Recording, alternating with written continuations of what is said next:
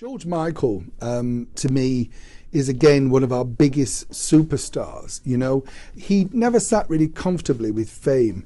But what I liked about George, and I met him really at the very start of the Wham explosion.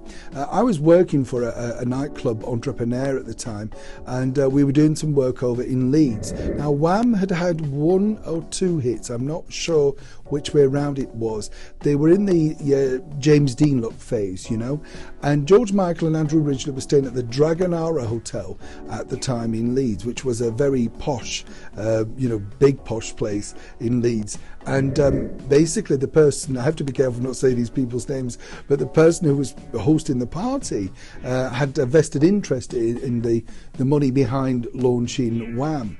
And George Michael was very friendly, very sweet, very good looking, great big white teeth, and loved, it appeared, to being the pop star. We spent a lot of time chatting. He was very keen to make sure he made the right impression, all that sort of stuff. A few years later, I'm now working for a radio station in London, and it was a very famous radio station at the time, and it was called Heart FM. But previous to that, I'd also been working on a very small independent radio station called Liberty Radio, which was owned by Mohammed Al Fayed. It was part of the Harrods Empire. And I created this character called Everard the Cleaner, and it was a comedy character that rang into the station of various DJs throughout the day with a kind of a story about whoever was in the news. And George Michael was in the news quite a lot. And so some of the stories, to give you an idea, were quite sort of near the knuckle. We were amazed we got away with it. But because it was a little-known station at that time, where I'm not sure what the audience figures were, but we did get away with it. But we found out that we had a huge fan in George Michael. And George Michael contacted me. Now, you may think this is very strange or fanciful, but I can prove it all.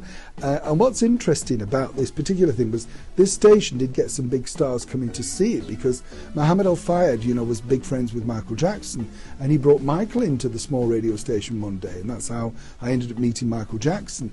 But what was interesting with George Michael was he said, do you want to meet for a cup of tea? I didn't really believe him.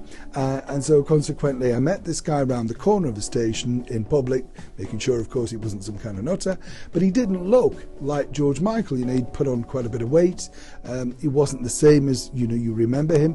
He had a beanie hat on, all that sort of stuff. But to cut a long story short, we got on, a friendship developed, and he was a very kind man, very sweet man. And when I transferred over to Heart FM, it was very difficult because he was in the news a lot. Do you remember the infamous snappy snaps crashing, and then he crashed his car somewhere else and he was caught somewhere else and all this sort of stuff. But he actually encouraged me to create comedy around that, and he would ring into the station, which was fabulous fun when you think about it now.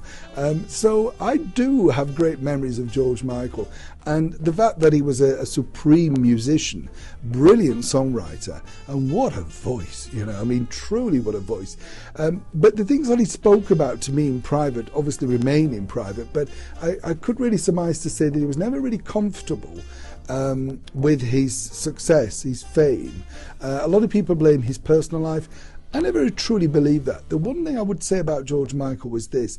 I think if he'd have been born in another era where he could have been like a Gershwin or a Cole Porter or somebody like that, I think he would have enjoyed that era, because he loved writing songs. He did want to write songs for other people.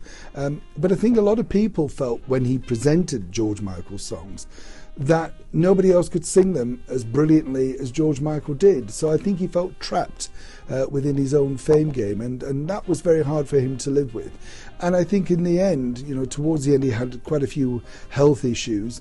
He suffered a lot from depression. There were a lot of problems going on. But it was very sad, and I was glad to say that I did know him, and he was a wonderful person to know. And as ever, what a great back catalogue that he's left for everyone for generations to come.